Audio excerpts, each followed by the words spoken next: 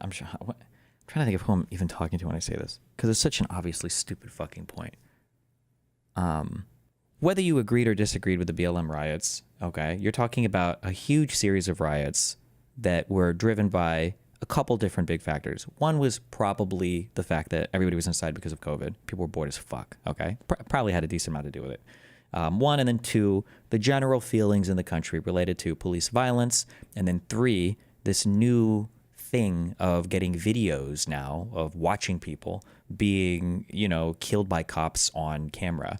I think seeing footage of stuff like that sends people into a frenzy. I think that was why, it was probably why the Rodney King stuff exploded across LA so much, right? It's because wasn't that all on video that people saw him get his ass whipped by multiple cops? I don't think I've ever actually seen that video before, but so was it a lot of damage? Yeah, for sure. Were there a lot of protests? Absolutely. Were most of them peaceful? Of course they were. Otherwise there would have been trillions of dollars of damage. Was there a lot of rioting and a lot of violent protesting that caused a lot of damage? Yeah, of course. This is all true for sure. That's a lot different though. It's a different kind of thing than the J6 stuff, which was the president intentionally undermining the election with no evidence, calling people to go to the Capitol and overthrow the electoral process because he didn't like the outcome of the election. These are two different things. You would never compare these one to one. It just doesn't make sense to do so. Imagine if somebody were to say, the BLM riots were terrible. Really? How many people died? A couple dozen or something? What about heart disease? Well, okay. What the fuck? Are you supposed to compare the two? You think the BLM riots were bad? Have you seen how many people die from car accidents in the United States? I don't see you protesting that. Well, not really the same thing. We're not really talking about the same thing. Yeah. Without thinking about anything else besides it. I don't think your sources are valid. So why is it that my sources are not valid, but everybody seemingly comes to the exact same conclusion? Did he just say, why are my sources not valid, when his source is a poll of his Twitch chat, and then say, why does everybody come to the same conclusion? And by everybody, he means people that are on his curated media feed. What? Why is this happening? Go figure, a right-wing chat thinks this. Statistic websites seem to differ. Well, the reason why statistic websites are differing is... There's an answer here that's a usual propaganda answer. Although it's not just a propaganda, so there's some truth to it. It's because they count a right-wing violent event as anybody that does anything bad against some type of person. They don't count right-wing and left-wing correctly. I wonder if that's the answer is going to go. It's because their methods of data is inaccurate. The way that they are providing the data and the way that they're analyzing it is deliberately misrepresentative. That's what I don't know if he will get far enough, but that's what he's saying here. That's the reason why. And so the poll itself is the source, bro? Yeah, exactly. This is much more accurate. Yeah, it is. There you go. And so you can see very clearly, this is it. The left also enables migrant criminality. This is an obvious echo chamber. I have a conversation which actually studies this. I think you've said in the past that you don't think Asmon is dumb. What do you think is going on here? Audience capture plus bad media environment.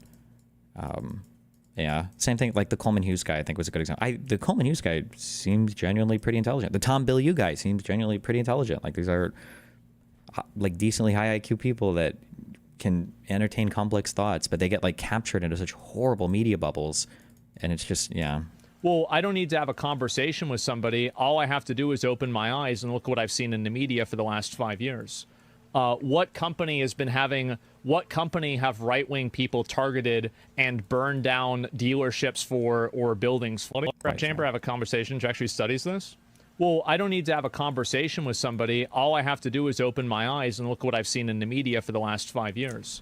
What company have right-wing people targeted and burned down dealerships for or buildings for in the last 5 years? What company did this happen to? None. That's right. None. It doesn't happen. One thing that I also don't like, I don't know if there's a name for this fallacy. I don't like it when people point out to a reaction being bad because it's a novel reaction. Heuristically, when new things happen that are bad, then it's a bad thing. But if it's in a response to something that's novel, I feel like it's not a fair analysis.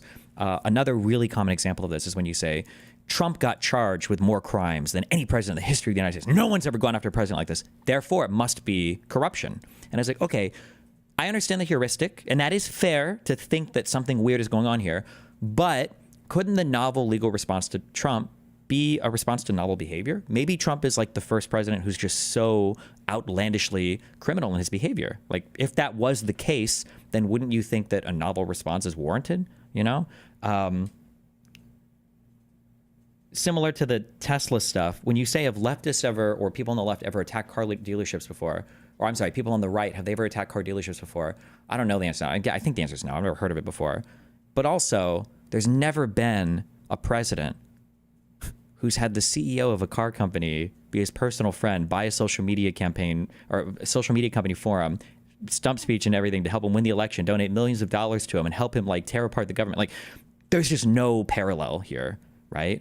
Like, are you telling me that if the CEO of Ford Motors, was George Soros and he was in the White House every single day with President Biden and they were going through the VA and tearing it apart, you don't think right-wingers would have violently protested? Like, I don't know. It's hard to say because like the liberals, it's a failure of imagination. Why does I think Coleman is consuming bad media?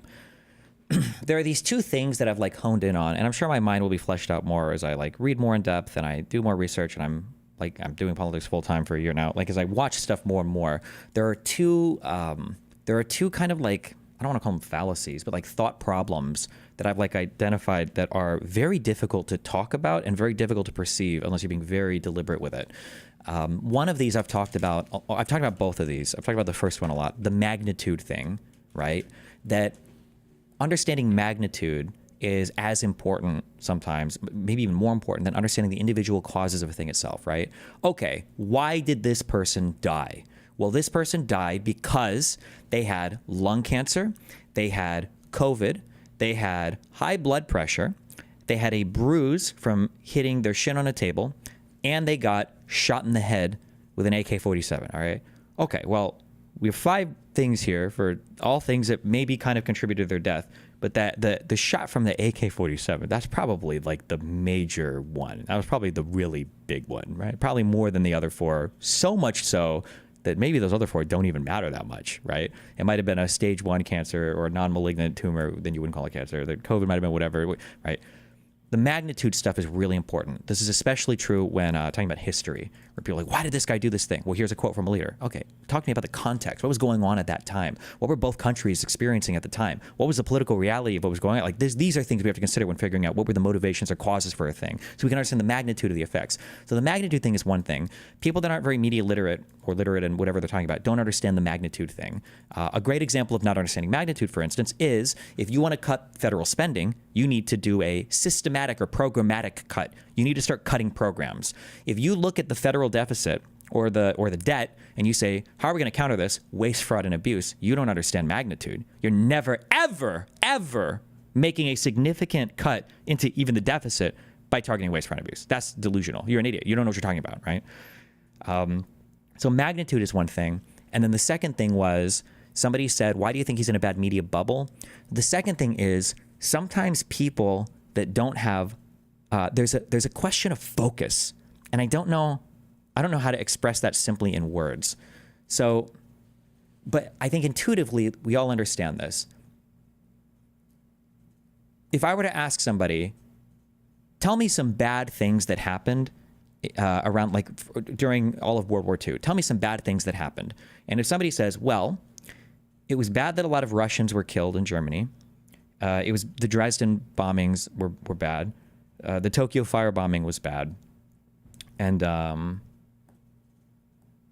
amount of civilians, I think, that died in Europe, that was bad. If somebody told you that, everything they said is true, and the magnitude even is like appropriate. They're not necessarily saying a thing was worse than anything else, right? So everything is true. What do you fight on there?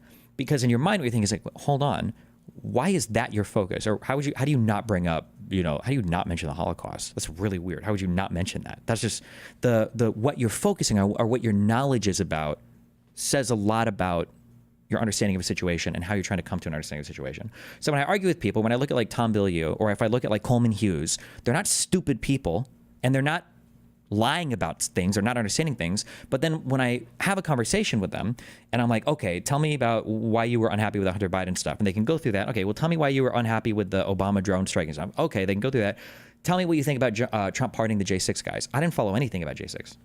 You have just a blind spot there? Okay, what about like the Trump lawsuits against the... I don't know anything about that. Okay. I don't know what to talk to you about. Wait, how can you not know anything about any of these? You know, I've mentioned this as kind of like the debate strategy of saying, oh, I've never heard of that, or I don't know anything about it. I was like, well, how can you not? I don't understand that.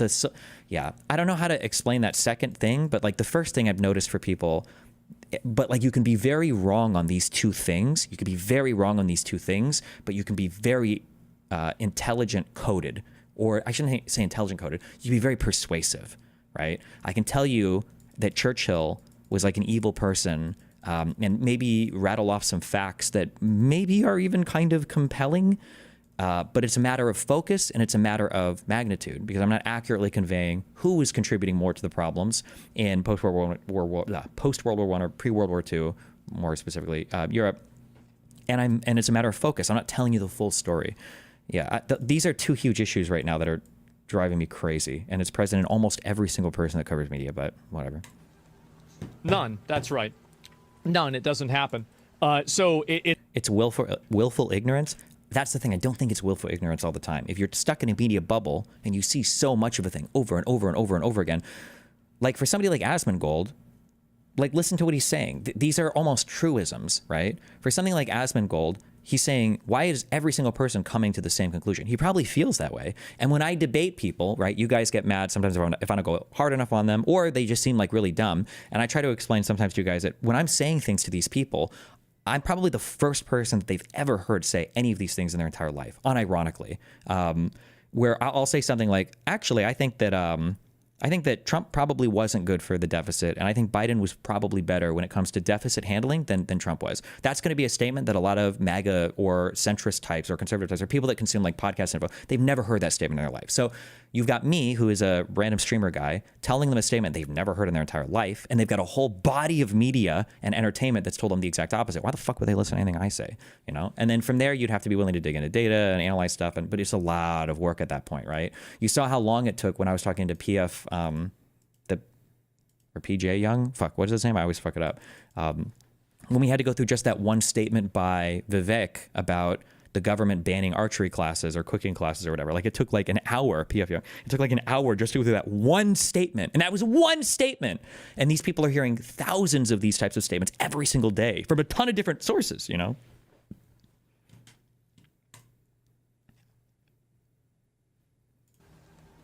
None. That's right. None. It doesn't happen. So it's just simply not the same. Yeah, please name one. Exactly. It's so...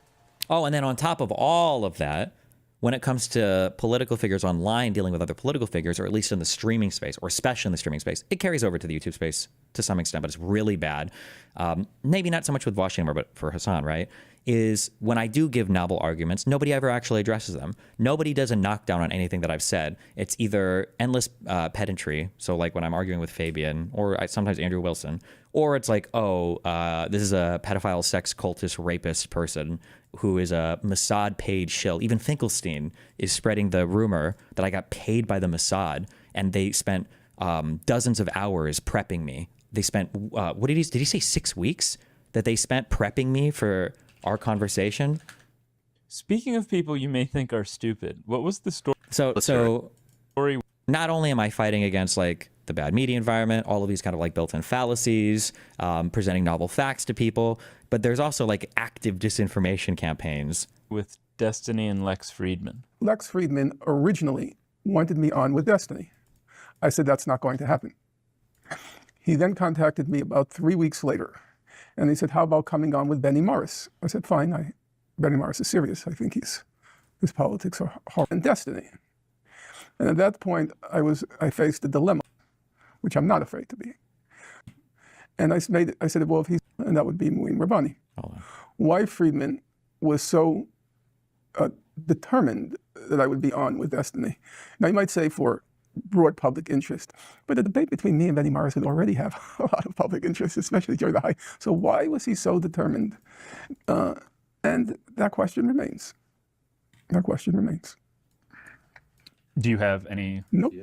Nope. But when I was told that that person called Destiny was paid and coached.